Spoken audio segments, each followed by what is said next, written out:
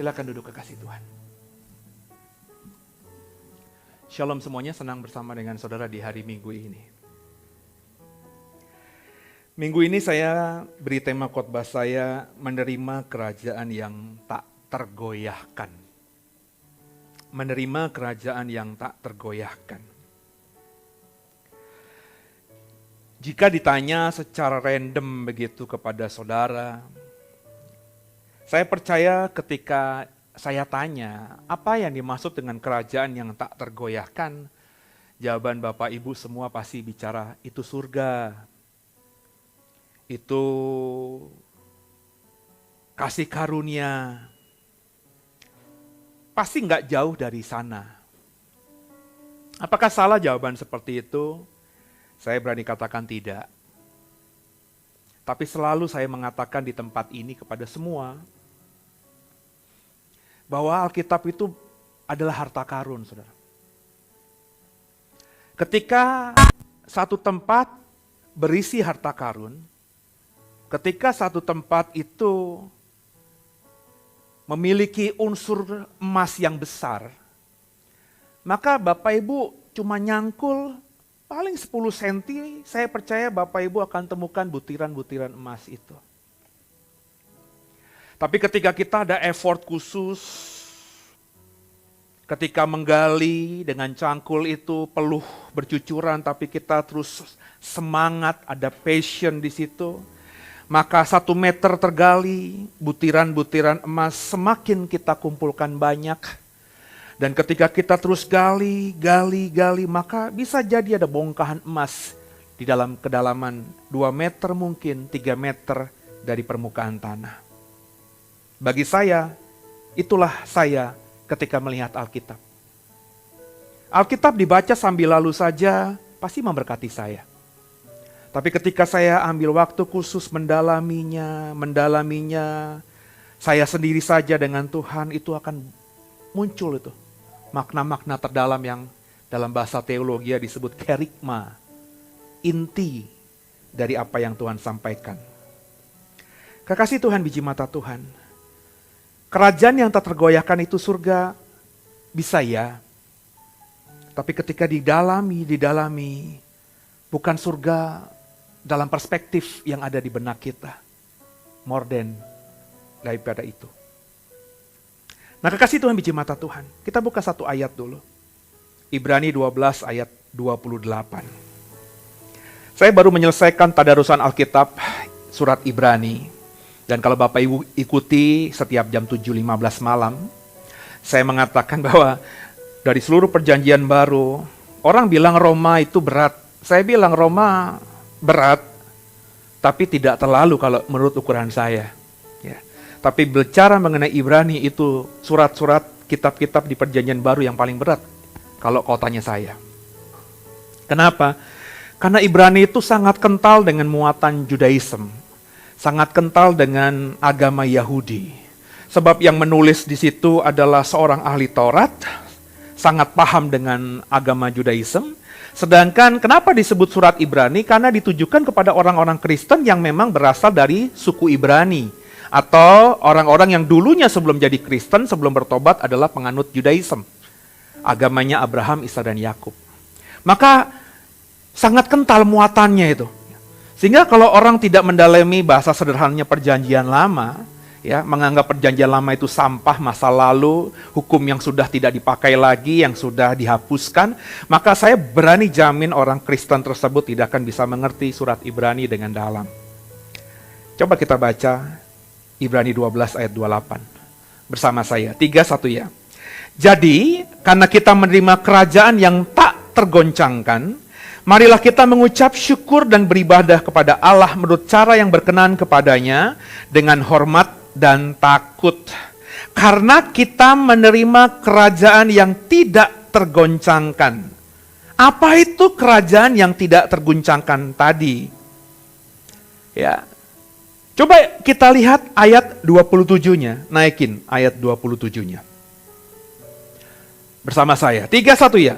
Ungkapan satu kali lagi menunjuk kepada perubahan pada apa yang dapat diguncangkan Karena ia dijadikan supaya tinggal tetap apa yang tidak tergoncangkan. Stay di sini dulu. Kalimat terakhirnya di ayat 27, supaya tinggal tetap apa yang tidak terguncangkan. Apa yang tidak terguncangkan ini dijelaskan di ayat 28 yang sudah kita baca tadi adalah kerajaan yang tidak terguncangkan yang akan kita terima. Nah, menariknya kalau ayat 27, ayat 28 dibaca pelan-pelan, Bapak, Ibu, dan saya, karena kita ini kan mengimani surat Ibrani ini ditujukan kepada kita. Memang awalnya penulis surat Ibrani menuliskan kepada jemaat Kristen yang berasal dari suku Ibrani yang kita bisa bicara di ayat 28 tadi. Tapi sekarang sebagai orang Kristen, meskipun kita tidak punya suku Ibrani, bukan berasal dari suku Ibrani, tapi inilah firman Tuhan yang kita imani. Maka kalau kita mau menerima kerajaan yang tidak tergoncangkan itu, yang dipaparkan di ayat 28 tadi, ayat 27-nya harus terjadi. Apa itu? Terjadinya sebuah perubahan. Perubahan apa? Perubahan pada apa yang dapat diguncangkan. Perhatikan baik-baik ayatnya. Jadi supaya kita bisa dapatkan, sehingga Alkitab tadi dikatakan di ayat 18, semua orang Israel itu gemetar, gunung gak bisa disentuh, apinya menyala-nyala, kekelaman, angin badai, bunyi sangkakala, bunyi suara yang membuat mereka mendengarnya memohon, jangan lagi bicara kepadaku. Bukankah itu yang dirasakan oleh orang-orang Israel? Jadi apa yang terjadi di puncak Sinai itu tidak membuat orang tertarik untuk ke sana. Karena apa yang mereka lihat di puncak Sinai itu membuat mereka gemetar, saudara. Sehingga ketika Tuhan berkata, dekatlah padaku, semua orang Israel berkata, Musa, kamu saja yang mendekat, kami gak berani. Bahkan tadi kalau kita baca bahasa puitisnya itu, anjing saja, benar ya? Coba kita lihat tadi. Ya, ayat yang keberapa tadi ada kalimat. Oh bukan, jika binatang pun menyentuh gunung itu, ayat 20, ia harus dilempari dengan batu. Itu alegoris, itu kalimat-kalimat yang berkata bahwa binatang saja mati. Padahal binatang itu tinggal di gunung itu. Jadi ketika itu terjadi, Sinai itu diguncangkan, maka yang tak terguncangkan itu muncul. Apa itu? Taurat Tuhan. Dua loh batu, firman Tuhan. Kekasih Tuhan, biji mata Tuhan. Di Sinai itu Israel, bahkan Musa tadi dikatakan 21, aku sangat ketakutan dan sangat gemetar. Jadi Bapak Ibu jangan ngebayangin, Musa ketika naik Sinai itu sampai cekakak-cekik, terus bangga, tepuk dada, saya terpilih, saya tidak mati, saya bahagia, saya ada di puncak bersama dengan Tuhan. Tidak, Alkitab mengatakan Musa ketakutan dan sangat gemetar. Dia terpaksa harus naik ke Sinai karena semua orang Israel nggak ada yang berani. Oh, Bapak Ibu bisa ngebayangin nggak? Ya. Dikatakan tadi gunungnya itu dengan api menyala-nyala, ada kekelaman, ada kegelapan di situ, ada angin badai di situ, ada bunyi sangkakala. Suara Tuhan ketika bersuara kepada Musa di puncak gunung Sinai itu kayak gemuruh. Ya. Suaranya membuat semua yang mendengarnya itu ketakutan. Hari-hari ini kita sedang ada hujan di mana-mana kan? Ada petir, ada guruh. Itu sekali-kali aja membuat kita dredeg. Kemarin saya sama Silvi atau sama siapa gitu berjalan pulang ya, naik mobil, itu ada kilat menyambar, mungkin dari rumah yang kemarin ya. Dari mana kemarin? Yang ada hujan kilat itu. Oh ya, kita berdua. Kilat dari jauh gitu. Pada kita di mobil kilatnya jauh, tapi itu membuat kita gentar juga ya. Karena kelihatan dengan mata telanjang seperti listrik begitu. Dan ini dialami oleh semua orang Israel ketika Tuhan bersuara seperti itu, sehingga yang semua dapat diguncangkan. Nah, kekasih Tuhan, biji mata Tuhan. Nah, yang bakal diguncangkan itu siapa nanti sehingga kerajaan yang tak terguncangkan itu muncul? Itu dijelaskan di ayat 25. Kalau perikop ini dibaca pelan-pelan ya, pasti akan mengerti. Saudara, ayat 25 munculkan bersama saya ayat 25. Jagalah supaya kamu jangan menolak Dia yang berfirman, sebab jikalau mereka yang menolak Dia yang menyampaikan firman Allah di bumi tidak luput, apalagi kita jika kita berpaling dari Dia yang berbicara dari surga. Ini kan ayat dihubungkan dengan orang Israel, saudara, yang di bawah kaki gunung Sinai itu melihat suara Tuhan itu nampak mengerikan dan menakutkan. Kemudian apa? Kemudian meskipun melihat itu, mereka tidak menjadikan diri mereka takut dan setia kepada Tuhan. Habis Sinai yang fenomenal itu, mereka berjalan menjauhi Sinai, mereka hidup kembali jauh dari Tuhan. Bebal hati, keras hati, menolak Tuhan. Sehingga akhirnya apa? Meskipun itu bangsa pilihan Tuhan, biji matanya Tuhan. Bahasa dalam perjanjian lama itu mengibaratkan Tuhan itu mengatakan kepada Israel sebagai kebun anggurku, buah zaitunku. Itu anggur dan zaitun dalam konteks Timur Tengah itu buah-buahan yang paling bermakna. Lebih dari pepaya, lebih dari duren dalam benak kita orang Indonesia, saudara. Anggur itu adalah buah-buahan yang paling sentral dalam kehidupan orang-orang Timur Tengah sana. Zaitun itu adalah buah yang paling bisa bertahan menghadapi kondisi apapun juga. Minyak orang bisa masak, kalau nggak punya zaitun nggak bisa masak.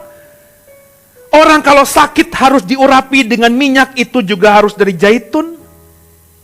Bahkan kehidupan sentral orang Israel kalau masuk ke ruang Maha Kudus, imam itu harus mengurapi semua yang kudus itu dengan minyak urapan, di mana salah satu yang paling utama prosentasenya adalah zaitun. Zaitun bukan minyak urapan, tapi minyak urapan prosentase terbesarnya adalah zaitun. Kasih Tuhan, biji mata Tuhan. Ketika mereka menolak Tuhan, mereka semuanya dikatakan binasa, maka jangan menolak Dia. Maka apa yang terjadi? Apa yang saya pahami dari ayat tadi kita baca tadi? Bapak Ibu sudah menerima apa yang kerajaan yang tidak tergoncangkan itu belum? Belum, jangan bilang sama saya sudah.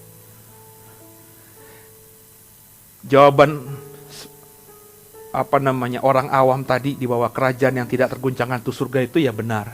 Tapi kita belum terima surga itu.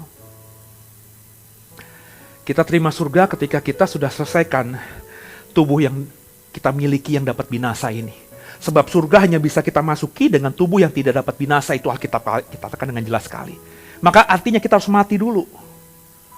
Maka kerajaan yang tidak terguncangkan itu akan bisa kita dapatkan, kita lihat, kita masuki ketika tubuh yang dapat binasa ini mati dan kita mengenakan tubuh yang baru yang tidak dapat binasa, baru kita bisa masuk dalam kerajaan surga yang tidak terguncangkan itu. Tapi kan kita semua imani. Kita jangan mati sekarang, benar nggak? Lu baru mau lahirin kan, mau mati sekarang? Enggak dong, pengen lihat anak dulu dong paling enggak kan? Ya kan? Kita butuh proses, kita kepengen nanti aja. Nah problemnya sambil menunggu waktunya terjadi atas kita atau sekalian kita, ya, akhir zaman itu bisa akhir zamannya kita pribadi dan akhir zamannya dunia ini, saudara. Sebab ketika kita mati itu akhir zaman bagi kita. Sebab kita akan memasuki zaman yang baru. Tapi bisa juga kita masuk akhir zaman bersamaan sekalian ketika nanti langit dan bumi terbelah, malaikat Tuhan meniupkan sangkakala, Allah datang, maka semua orang dengan kekuatan apapun akan menghadapi akhir zaman yang sama. Dan kekasih Tuhan, biji mata Tuhan, ketika masa itu kita hadapi, hari ini menuju masa itu, semua yang dapat digoncangkan akan digoncangkan oleh Tuhan. Maka 2 tahun ini gara-gara pandemi COVID-19 bagi saya ini salah satu Tuhan sedang mengguncangkan dunia ini.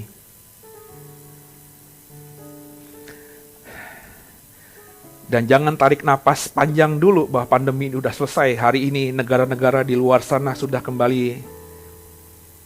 Bahkan Israel yang sudah bangga dengan membuka pintunya, sekarang nutup lagi pintunya Israel, saudara. Ada varian apa? Omikron. Benar ya? Kok nggak ada yang baca? Udah nggak peduli lagi sama COVID ya? Ya, Inggris, semua negara-negara Eropa itu dari Afrika kalau nggak salah. Dan itu lebih mengerikan daripada Delta yang menguncang India dan Indonesia kemarin. Dan terus Tuhan akan guncangkan itu.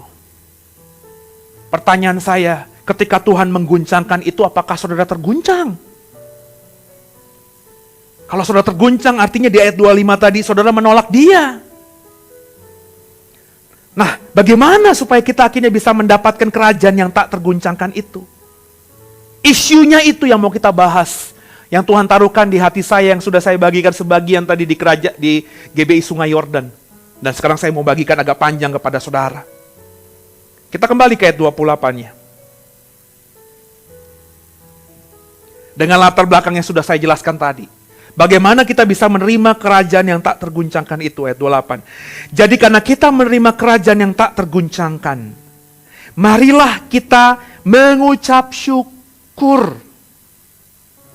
Ini hal yang sederhana, tapi sulit dikerjakan oleh banyak orang. Mengucap syukur. Ketika kita prediksi, kita perkirakan kita dapat 100, ternyata dapatnya 150, kita pasti bisa mengucap syukur. Orang di otak kita 100, ternyata dapat pego kok. Kita bisa mengucap syukur dengan gampang. Mungkin ketika kita prediksi kita dapat 100, terus kita dapat 90, kita masih bisa mengucap syukur. Karena kalau mau jujur, prediksinya 90, dapatnya realitanya 90, pasti udah cuan di situ. Meskipun cuannya tipis, masih alhamdulillah. Tapi ketika kita perkirakan kita dapat 100, tapi yang kita dapatkan hanya 25. Pertanyaan saya sama saudara, bisakah kita mengucap syukur? Orang yang mengucap syukur itu bukan cuma sekedar ngomong, thank you Tuhan, terima kasih Tuhan. Sebab kalau ditanya orang Kristen, sudah nggak mengucap syukur? Pasti jawabannya sudah. Kenapa lo bilang sudah? Tadi Pak, saya sebelum sarapan saya berdoa, terima kasih Tuhan atas berkat sarapan yang sudah saya terima. Itu mengucap syukur juga nggak? Iya, tapi apakah itu yang dimaksudkan mengucap syukur di ayat 28 ini? Kan dialah ayat menjelaskan ayat, saudara. Nah, Ibrani 12 ayat 28, nggak lama kemudian muncul Ibrani pasal 13. Di Ibrani pasal 13 inilah menurut saya ekspresi-ekspresi orang Kristen yang dituntut oleh penulis surat Ibrani supaya mengucap syukur. Bagaimana mengucap syukur itu terlihat, terpaparkan. Contohnya 13 pasal 13 ayat 1. Munculkan. 3, 1 ya. Peliharalah kasih persaudaraan. Ini bukan perintah kalau bagi saya, ini ucapan orang yang mengucap syukur itu. Orang yang benar-benar sudah mengucap syukur kepada Tuhan, pasti akan menjaga tali persaudaraan. Tali persaudaraan di sini bukan ngomongin orang-orang yang jauh, enggak. Kalau bagi saya setia dulu dalam perkara kecil, ya cobalah menjadi orang yang benar-benar memelihara tali persaudaraanmu dalam keluarga intimu. Suami, istri, orang tua, mertua, ipar, misan, besan, keponakan. Ini hal yang sederhana diketahui semua orang, tapi nggak bisa dikerjakan oleh banyak orang Kristen. Orang Kristen yang penting sudah mengucap syukur mulutnya, terus gak peduli sama mertuanya. Terus ketika ditanya atau firman Tuhan mengatakan, sudahkah kau mengucap syukur? Dia bisa tepuk dada dan berkata, sudah. Padahal dia tidak peduli sama sekali sama mertuanya. Ketika dia sudah menikah dengan laki-laki yang menjadi anak si mertua ini, yang notabene menjadi suaminya, dia gak pernah lagi berhubungan dengan perempuan tua itu. Kalau perempuan tua yang menjadi mertua kita itu, hidup ekonominya mapan ya. Gak ada elu, dia bisa hidup. Karena memang bergelimpahan harta, saya mungkin masih bisa tarik nafas dan bilang, it's okay. Tapi kalau mertuamu itu susah hidupnya, menyambung hari-hari hidupnya aja susah. Di masa lalunya dia membesarkan anak laki-lakinya dengan beri yang terbaik. Ketika anak laki-lakinya sudah bekerja, belum setahun, 2 tahun, dia bisa sebenarnya memetik hasilnya dari anaknya yang dia besarkan ini. Dia diambil sama saudara, maafkan saya, menjadi suamimu, menjadi istrimu. Sehingga dia yang tadinya berpikir, aku akan mengecap sedikitlah dari apa yang sudah kutabur. Anakku ini bekerja, masa si anakku yang sudah kuhidupi ini tidak bisa menyenangkan aku. Tiba-tiba setahun 2 tahun, kau nikahi dia, anaknya ini. Terus kau gak peduli lagi dengan si perempuan tua ini, si laki-laki tua ini. hidupnya susah sehari-hari. Sedangkan kau dengan suami yang notabene adalah anaknya dia, hidup bergelimpangan. Kalaupun tidak bergelimpangan, makanan selalu ada di meja makananmu. Tapi kau gak pernah kepikiran bagaimana mertuamu hidup hari ini. Sorry men. Andai kata saudara ngasih persembahan ke gereja ini, mengembalikan persepuluhan kepada Tuhan lewat gereja ini, tapi hidupmu kayak gitu. Bukan ucapan syukur kepada Tuhan yang kau berikan. Kalau bagi saya, itu uang sogokanmu kepada Tuhan supaya dosamu diampuni. Dan dengarkan saya, Tuhan gak akan mengampuni dosa yang model begini. Kecuali mertuamu sudah mati. Kau nyesel, tidak bisa membahagiakan dia ketika dia hidup. Kau minta ampun sama Tuhan, kau pasti diampuni. Tapi kalau kau hidup seperti ini, mertuamu masih hidup dan kau tidak mau menjenguknya, gak mau merubah gaya hidupmu dengan menolong dia, membantu dia, atau bilang, "Mah, basa-basi kan bisa, hidup sama aku ya mah." Saya yakin kalau orang tuanya bener nih akan mikir panjang, gila, sudah belasan tahun menantuku gak pernah begini, terus aku diajak tidur sama dia di rumahnya dia. Mungkin dia akan bilang, "Gak usah nak, asal kamu hubungin mama aja, kasih kabar kamu gimana.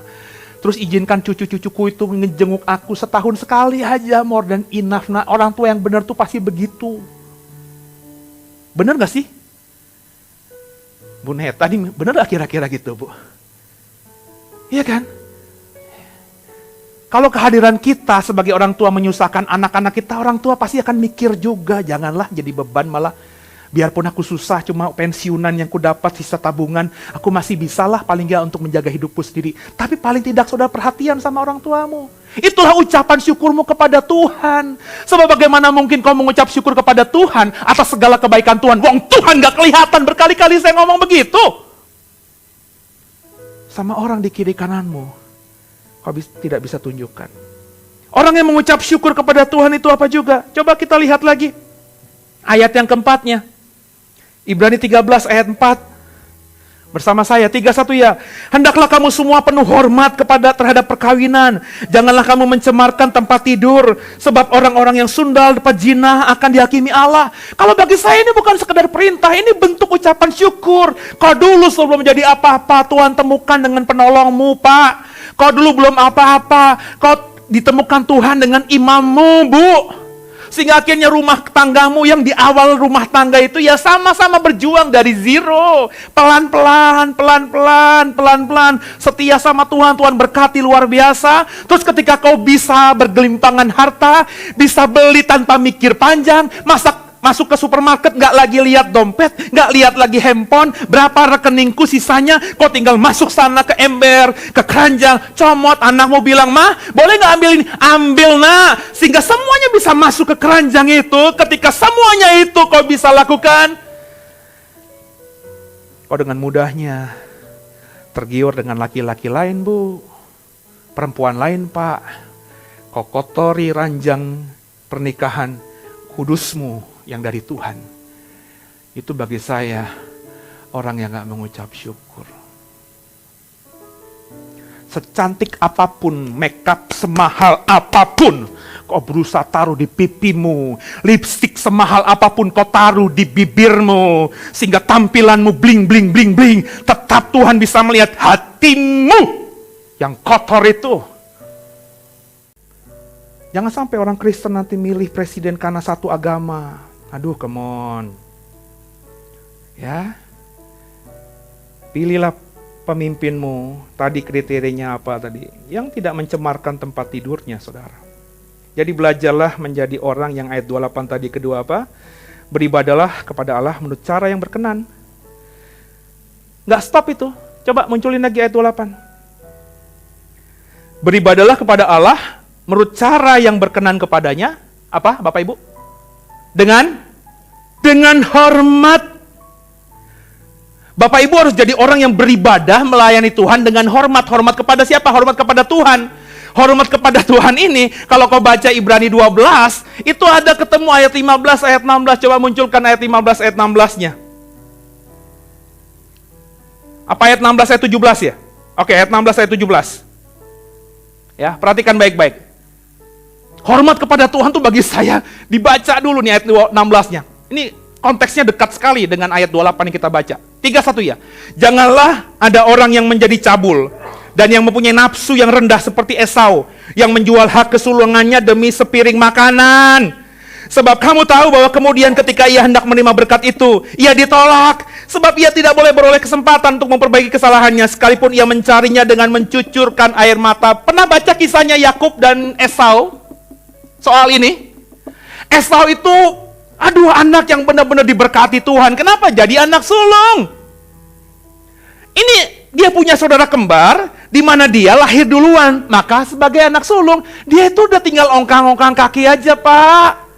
Kalau bapaknya mati, warisan terbesar jatuh ke dia. Kalau bapaknya sudah mati, nama keluarganya itu di pohon keluarga. Yakub itu nggak akan diinget-inget lagi. Udah dicoret gitu aja. Langsung dari Abraham, Ishak, dan Esau. Automatically nggak perlu dia keringatan. Tinggal sabar aja nunggu waktunya bapaknya Ishak mati. Bahasa sederhananya gitu. Tapi karena dia suka berburu, habis capek berburu, terus dia masuk ke rumah.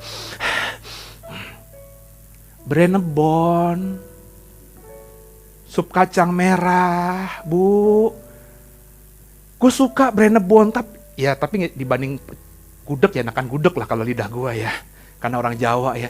Ditaruhlah gudeg gitu ya. Gue semimpi-mimpinya sama gudeg gitu ya. Terus kalau memang karena kondisi nggak bisa, ya nggak ada uang kah, nggak bisa keluar lah.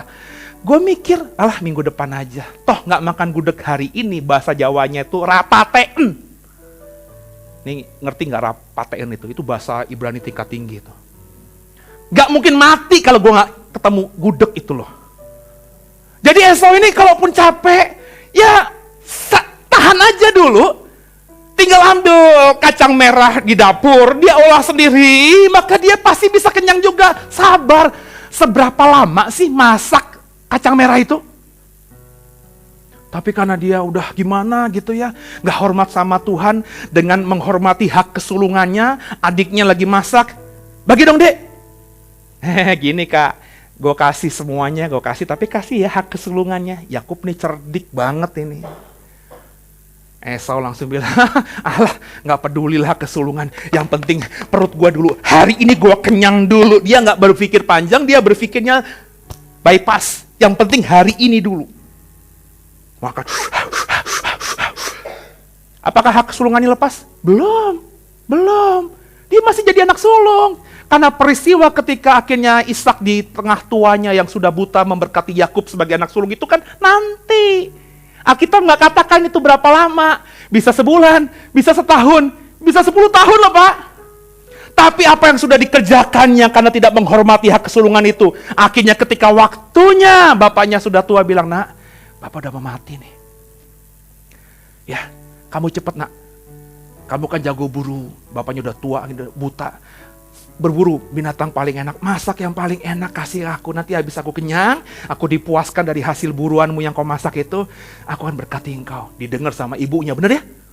Jadi si Esau pergi keluar, mungkin sejam, 2 jam, beberapa hari gitu. Ibunya ini bilang sama Yakub, kakakmu mau diberkati. Kan kamu pernah bilang, kakakmu sudah jual hak kesulungan lewat itu kan, sup kacang merah itu kan, ya udah sekarang lah. Karena kalau enggak nanti itu dikasih sama bapakmu itu. Udah cepat-cepat ambil bulu-bulu binatang, ya, kulit binatang, tempel, nanti mama masak. Yakub datang, suaranya diparau-parauin. Ya, pada suaranya, "Hai ya." Mestinya gitu suaranya. Ya. Tapi diparau-parauin seperti Esau. Diberkati. Yakub yang si bungsu, yang enggak berhak sama sekali dapat berkat kesulungan itu. Diberkati. Esau datang. Pak, ini, loh, tadi siapa? Wah, adikmu. Esau marah. Pak, masa gak ada sih berkat buat aku? Bapak Ibu, itu di zamannya Abraham, Ishak itu belum lazim berkat itu diberikan secara verbal. Makanya ketika dan kalau diberikan, budaya saat itu hanya diberikan kepada yang memang menjadi ahli waris, yakni anak sulung. Baru setelah ini, ketika Yakub itu ketika mau mati, dia berkati 12 anaknya. Tapi sebelumnya kalau kau baca kisahnya di kitab Kejadian, Ishak tuh berkata gini, apalagi yang harus ku berkati kamu nak? Semua berkat yang ada dalam milikku, di otakku, di hatiku sudah kuberikan pada adikmu yang menipu engkau itu loh, menipu aku itu loh. Gak ada lagi. Si Esau ini sampai nangis-nangis, baca di kitab Kejadian, masa gak ada lagi Pak? Aku ini yang punya loh. Jadi akhirnya karena teriakan, tangisan si Esau ini, Ishak akhirnya berkati gak? Berkati. Tapi berkat, maafkan saya, yang diada-adain, yang gak dia rencanakan semuanya. Sehingga ketika diucapkan itu, ya berkat yang ala kadarnya. Baca baik-baik di kitab Kejadian. Hanya untuk menghibur hati anak sulung yang tidak menghormati hak kesulungan itu. Saudara hari ini sudah dipilih Tuhan. Lepas siapapun saudara hari ini ada di gereja sebagai orang percaya, kau bangsa pilihan Tuhan, umat pilihan Tuhan. Jangan gak respect gitu dengan apa yang Tuhan sudah berikan kepada kita dengan memilih kita ini. Hormati dia, respect sama dia. Lanjut, ayat 28 lagi. Beribadalah kepada Allah menurut cara yang berkenan kepadanya, dengan hormat dan takut. Nah, kata takut di sini, saudara munculkan slide berikutnya, itu berasal dari kata Yunani deios. Ya, deios ini itu diambil dari kata deilos. Deilos ini diterjemahkan oleh banyak Alkitab bahasa Inggris menjadi kata Inggris awe, yang berarti kagum atau terpersona. Ya. Jadi sebenarnya deilos ini kalau kita lihat di kamus Strong, saudara, itu berarti fearful of loss. Jadi orang yang deilos itu orang yang merasa bahwa, aduh, saya ini benar-benar takut kehilangan, takut gak dapat. Orang yang sudah gak punya pengharapan, itulah deilos itu. Maka orang yang takut akan Tuhan ini orang yang mestinya sudah punya pemahaman bahwa kenapa gue takut sama Tuhan? Karena kalau gue jauh dari Tuhan, gue nyakitin hati Tuhan, gue akan kehilangan semua-muanya, gue pasti habis. Inilah, apa ya, bukan filsafat, apa namanya, makna terdalam dari takut akan Tuhan itu. Bukan takut seperti, merinding, lu bulu kuduk lu berdiri gak? Ada Tuhan ya, ada Tuhan, bukan begitu. Tapi orang yang merasa sudah sampai pada level bahwa, kalau gue nyakitin Tuhan, terus Tuhan marah sama gue, habis nih semua. Maka orang yang seperti ini, kalau itu kita pimpinan di perusahaan kita nih, bos besar kita nih, maka kita gak berusaha, gak ada kepikiran tuh untuk nyakitin dia. Pokoknya berusaha untuk nyenengin sampai-sampai kita ngejilat dia pun ayu. Karena kita berpikir, kalau sampai big boss marah, kita bisa dipecat. Kalau dipecat nanti, kalau gue lamar di kerjaan lain, belum tentu posisinya sebagus sekarang. Maka pokoknya apapun, kita senengin bos. Mau disuruh apapun, meskipun saya adalah direktur keuangan. Tapi kalau disuruh, harus ngitung keuangan, ngawasin keuangan, harus cek ke pabrik, gue kerjain juga. Meskipun itu bukan tugas gue. Kenapa? Big boss yang suruh. Nah, takut akan Tuhan itu dalam framing seperti ini, saudara. Sehingga kalau kita ngelakuin apapun tuh kita mikirnya, Tuhan seneng gak ya? Tuhan disakiti gak ya? Jangan mentang-mentang itu jabatan kita, itu punya kita, itu uang kita melakukan apapun tanpa berpikir takut akan Tuhan ini.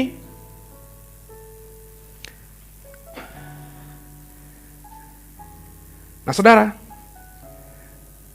tadi terjemahan Inggris, lihat deh. Hampir semua terjemahan Inggris itu menerjemahkan menjadi awe tadi. Kagum terpersona. Jadi gak salah juga. Kalau kita di ayat 28 ini, beribadalah kepada Allah menurut cara yang berkenan kepadanya dengan hormat dan kagum. Orang yang kalau udah kagum, terpesona, itu pasti berusaha nyenengin gitu. Caper. Benar gak sih? Bapak Ibu suka sama siapa? Artis siapa? Dalam satu, atau siapalah ya, orang siapa, kok dikondisikan ada dalam satu ruangan di ballroom, ada dia, sehingga sering papasan sama dia. Tapi karena dia orang terkenal, kita nggak bisa itu nyamperin dia. Ya, orang banyak karena dia terkenal berusaha juga untuk deketin dia. Maka salah satu supaya dia perhatian sama kita apa? Caper kita kan. Siapa sih? Oh itu. Padahal kan kan gitu kan. Kita tadinya yang nggak ngasih minum, tiba-tiba hilir mudik bawain minum. Terus tiba-tiba, mau minum Kak? Ya akhirnya ketemu, oh ya makasih, kenalan lah. Tahu caper nggak? Yang suami istri dulu waktu pacaran caper nggak? Beb, waktu ada masalah dulu ke Polres, Juve caper nggak? Iyalah pastilah gitu kan, orang nggak ada tapi dia di situ aja gitu kan, sok-sok kayak gimana gitu kan, ini urusan gue semuanya, pasti gitulah, masa nggak pernah caper, benar sih. Bu Amel juga Pak Wijaya, kalau ganteng kan banyak lebih ganteng dari Wijaya, iya nggak sih? Tapi kenapa yang didapetin lo? Karena dia caper juga. Dulu Pak Wijaya suka gue karate ya. Mungkin dia di depannya Amel, wah, ini apa sih cowok nih gitu kan? Tadinya jijik tapi lama-lama, keren juga ya, kecil-kecil jago juga karatenya. Siapa tahu, gue nggak tahu. Sylvie tanya dia nggak suka sama saya. Tapi ketika saya ya mulai tertarik, atraktif sama dia, ya saya cari perhatian juga lah dengan cara saya. Ya, saya yakin dia juga begitu, ya kan? Jangan bilang enggak lah lo, munafik lo. Sama lah begitu, ya. Jadi ya sama-sama ya Bapak Ibu biji mata Tuhan. Nah, kagum atau au ini saudara, itu ekspresinya orang. Saya rekaman malam ini atau besok ya, saya sudah masuk ke surat Titus. Coba kita buka surat Titus, ya, kitab terakhir yang kita buka saudara. Titus pasal yang pertama ayat 15-16, ya. Kita baca ya Bapak Ibu ya. 3:1 ya. Bagi orang suci, semuanya suci, tetapi bagi orang najis dan bagi orang tidak beriman, suatu pun tidak ada yang suci. Karena baik akal maupun suara hati mereka najis. Ayat 16, perhatikan baik-baik. Mereka mengaku mengenal Allah, tapi dengan perbuatan mereka menyangkal Dia. Mereka keji dan durhaka dan tidak sanggup berbuat sesuatu yang baik. Inilah orang yang tidak takut akan Tuhan. Omongannya, saya takut akan Tuhan pase. Saya mah gak mau buat dosa pase. Tapi hatinya ketika tidak lagi bersama dengan saya, itu melakukan semua yang disebut sebagai pelanggaran hukum itu. Ketika di depan saya, suami istri rukun dan damai, senyum sana, senyum sini, sehingga di otak saya ini keluarga paling harmonis. Dulu di gereja lama saudara, ada sepasang suami istri dengan sepasang anak. Anaknya masih kecil, sekarang saya lihat di Facebook sudah dewasa. Mungkin sudah usia nikah sebenarnya. Tapi dulu masih mungkin usia SD. Itu selalu ada di pojok begitu. Dalam benak saya, ini keluarga sakinah, mawadah, warohmah. Harmonis. Dari tampilannya si istri cantik. Si suami biasa saja. Langsung otak saya main. Si cantik ini mau dikawinin sama si laki-laki biasa ini karena laki-laki ini kaya. Dan bener memang kaya. Anaknya cewek cowok. Lepas tahun demi tahun, setiap saya ibadah khotbah di sana, selalu ada orang ini. Tinggalnya di area Serpong. Saya berani jamin juga jangan-jangan dengerin ini. Karena beberapa kali si istri masih japri saya via DM di Facebook. Lama saya udah gak di gereja itu lagi, ada Dwi. Ya di atas ya, tidak di atas tidak. Saya bilang sama istri, hanya Sylvie yang tahu. Tiba-tiba ada seorang perempuan datang. Saya gak bilang di ITC atau di sini ya. Ada seorang perempuan muda datang. Kenalan. Aduh Pak, baru ya? Iya. Kenal Dwi dari mana? Ada deh. Dari mana? Dari YouTube. Saya pikir kan begitu orang baru kan? Enggak Pak, saya dikenalkan di sini, disuruh ke sini dari A, sebutkanlah A, laki-laki. Oh siapa itu? Bapak kenal kok, nggak mungkin Bapak nggak kenal, dia kenal Bapak banget.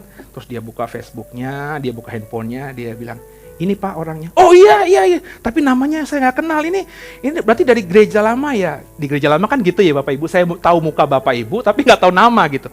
Ya. Oh iya. Loh kamu apanya? Saya istrinya. Nggak mungkin, saya bilang gitu. Orang gue tahu istrinya siapa kok. Ya meskipun namanya gue nggak tahu, tuh saya cari, saudara. Saya buka Facebook, saya cari. Karena nama inisialnya saya tahu gitu. Ini kan, ini istrinya. Terus dia bilang, iya Pak. Lu siapanya? simpenannya. Come on, simpenannya. Kamu udah berapa lama? Ya lumayan lama lah Pak, ada 2 tahun. Terus kamu dinikahin bener? Enggak Pak. Terus kamu baik sama istrinya? Wah, gak mungkin Pak. Jadi gimana? Ya udah gini aja. Nah, datanglah dia ke sini 2-3 kali ya, Vi ya. Lupa lagi loh. Gue cerita kalau karena ini ceritanya unik banget. Ya. Terus saya ingin beresin si perempuan ini dong. Karena ini datang ke rumah Tuhan, saya hambanya, saya pengen jalan lo salah gitu kan. Jadi interaksi saya ngomong sama dia kalau habis salaman tuh, saya bilang, lo jangan cengenges, nggak ada laki-laki lain apa. Bahasanya nyentil-nyentilnya gitu loh. Mungkin dia ngadu kali sama si sugar daddy-nya itu. Ya, gue tahu istilah sugar daddy ya. Hati-hati lo ya. Oh kalau lo gitu gue jambak bener-bener lo ya. Ya. Terus tiba-tiba hilang. Wis. Padahal dia tidak di atas tidak. Perempuan itu dulunya ada di apartemen ini. Tinggal turun aja kan sebenarnya.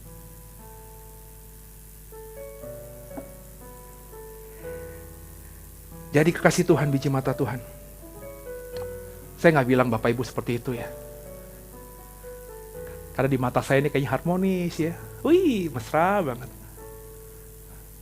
Tapi jangan-jangan belajarlah menjadi orang yang setia sama Tuhan. Jadi saudara akan diguncangkan oleh Tuhan. Supaya kelihatan mana yang benar-benar terguncang. Dan Tuhan mengguncangkan dengan langit dan bumi. Seperti di Sinai. Sinai itu Tuhan guncangkan. Hari-hari ini Tuhan akan guncangkan kita semuanya. Tapi ketika kita bertahan, maka kau akan melima yang tak terguncangkan itu. Terakhir, sampai di titik ini. Apakah Tuhan hanya membiarkan kita supaya bertahan aja? Ayo nak, bertahan nak. Ya. Terus Tuhan gak campur tangan? Enggak Bapak Ibu. Tuhan tuh the greatest, penulis skenario itu apa? Writers. Ya. Benar-benar dia membuat skenario yang luar biasa. Sebelum Ibrani pasal 12 ayat 28 yang kita sudah panjang lebar tadi. Coba kita buka sekali lagi ayat awalnya, Ibrani 12 ayat 3 sampai 6. Supaya kita akhirnya menjadi orang yang menerima kerajaan yang tak terguncangkan itu. Supaya kita sampai di titik itu. Ada intervensi Tuhan juga supaya kita benar-benar siap, saudara. Apa itu? Ayat 3 sampai 6. Bersama saya, 3-1 ya. Ingatlah selalu akan Dia yang tekun menanggung bantahan yang sehebat itu terhadap dirinya dari pihak orang-orang berdosa. Supaya jangan kamu menjadi lemah dan putus asa. Dalam pergumulan kamu melawan dosa, kamu belum sampai mencucurkan darah. Dan sudah lupakah kamu akan nasihat yang berbicara kepada kamu seperti kepada anak-anak? Hai anakku, janganlah anggap enteng didikan Tuhan. Dan janganlah putus asa apabila engkau diperingatkannya. Karena Tuhan menghajar orang yang dikasihinya. Dan Ia menyesah orang yang diakuinya sebagai anak. Pernah baca ayat ini? Ini yang nulis itu adalah Salomo, Pak. Dikutip habis sama penulis surat Ibrani. Kenapa? Karena dia orang Ibrani. Yang namanya Amsal, Pengkhotbah, Mazmur itu katam. Bapak Ibu pernah dengar mungkin, tapi pernah perhatikan ayat-ayatnya nggak di ayat 6 ini? Coba baca baik-baik ayat 6. Tuhan menghajar orang yang dikasihinya. Dalam bahasa Inggris itu Tuhan mendisiplin orang yang dikasihinya. Berarti opposite-nya kalau Tuhan nggak mengasihi saudara, saudara nggak akan didisiplin sama Dia. Terjemahan LAI, saudara nggak akan dihajar sama Dia. Dibiarin aja, sebodoh amat, sebodoh tohing. Yang berikutnya, dan Tuhan menyesah orang yang diakuinya sebagai anak. Waduh, pernah baca ini? Kan kita dicekokin sama pengajaran, Tuhan itu Bapa. Bapa akan memberikan kasih karunia. Bapa akan mengampuni anaknya. Bapa akan memberikan yang terbaik. Bapa mana beri batu ketika anaknya minta roti. Emang itu ayat firman Tuhan, itu kebenaran. Tapi ada sisi lain yang sudah diajarkan dulu sama orang yang paling berhikmat yang namanya Salomo. Di surat Ibrani diingatkan kembali kepada kita bahwa kalau saudara dan saya adalah anaknya, Apa yang akan kau alami sebagai anaknya dia? Kau akan disesah. Apa itu disesah? Dicambuk, Pak. Search bahasa Inggrisnya, dicambuk. Jadi saudara, sampai nanti kau mendapatkan yang tak tergoncangkan itu, ada intervensi Tuhan atas kita. Supaya kita ketika Tuhan guncangkan dunia, kita bisa bertahan. Caranya Tuhan apa? Tuhan akan bentuk kita seperti seorang pejunan membentuk menjadi bejana yang indah dari tanah liat itu. Caranya apa? Dia akan disiplin kita. Saya salah, Tuhan akan didik. Senok salah. Kalau salah, nggak bisa gitu ya. Nggak sekedar aku ampuni. Kamu harus terima konsekuensinya. Kalau saya dulu mabok-mabokan, nato sana, nato sini. Tiba-tiba saya bisa, akhirnya sakit A, B, C, D. Bukan karena Tuhan jahat. Karena Tuhan harus mendisiplin saya. Sehingga ketika saya sadar, saya tinggalkan semua itu. Hidup baru dalam Tuhan. Meskipun saya dengan penyakit itu. Dan Tuhan akan menyesah kita. Tiba-tiba nggak ada angin, nggak ada hujan, dicambuk sama Tuhan. Pak, seperti Ayub. Sekarang hari ini,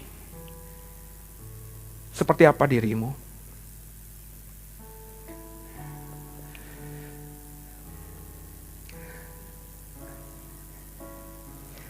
Saudara orang yang dikasih Allah bukan? Saudara orang yang diakui Allah jadi anaknya bukan? Kalau iya, maka saudara pasti akan dihajar sama Tuhan. Didisiplin sama Tuhan. Di-educate dalam bahasa Inggris sama Tuhan.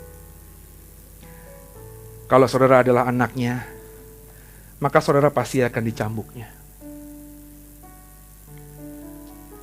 Gak mungkin gak dicambuknya. Pasti pernah dicambuknya. Sebab orang yang gak pernah dihajar sama Tuhan, didisiplin sama Tuhan. Orang yang gak pernah dihajar, disesah, dicambuk sama Tuhan. Dengarkan saya. Itu berarti masuk dalam kategori orang yang tidak dikasihi Tuhan. Dan bukan anaknya Tuhan. Maka sekarang kalau kau sedang didisiplin Tuhan. Kalau hari ini kau sedang dicambuk Tuhan. Dan kita jujur, semua terjadi, saya kayaknya gak salah kok. Saya udah benar tapi kok mengalami ini. Belajar terima itu. Karena didikan Tuhan itu baik buat kita. Supaya nanti ketika diguncangkan Tuhan, bagi Tuhan tuh bumi seperti saya megang bola kasti, bisa saya gini, saya shaking begitu rupa.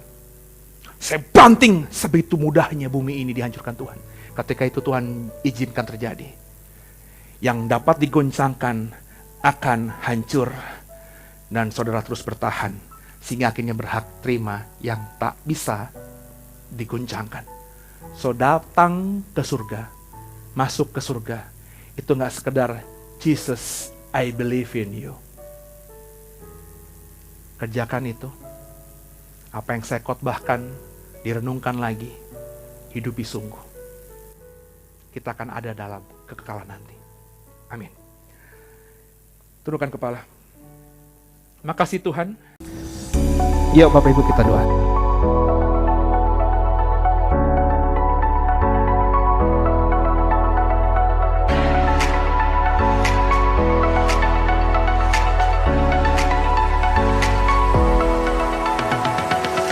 Bapak Ibu yang merasa diberkati dan ingin memberkati kami lebih lewat Dana, dapat disalurkan melalui scan barcode berikut ini atau ditransfer melalui rekening yang ada di layar Bapak Ibu Saudara.